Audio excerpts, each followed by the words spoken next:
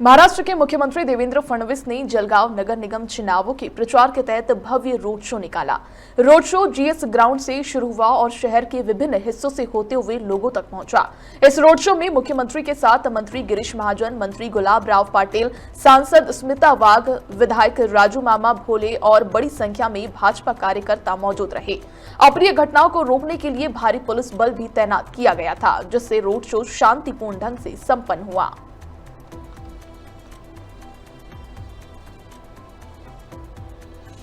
महायुतीचं सरकार काम करतंय।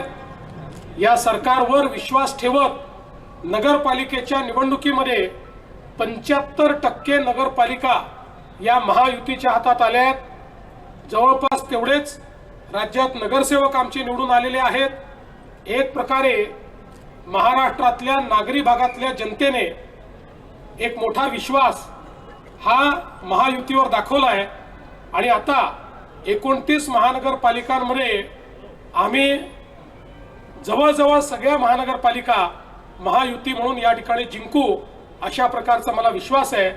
मी पुन्हा एकदा जळगावकरांना आश्वस्त करतो, आम्ही जे सांगतो ते करतो।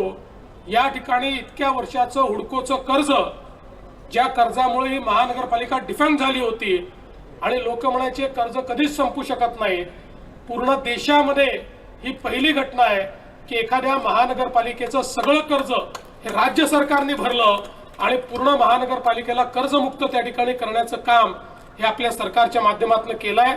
पुढेही अशाच प्रकारे जळगाव शहराच्या सर्वांगीण विकासाकरता आम्ही कार्यरत राहू हा विश्वास मी व्यक्त करतो आणि पुन्हा एकदा जळगावकरांनी आमच्यावर विश्वास दाखवावा अशी जळगावकरांना विनंती करून या ठिकाणी सर्व पत्रकारांचे आभार मानतो।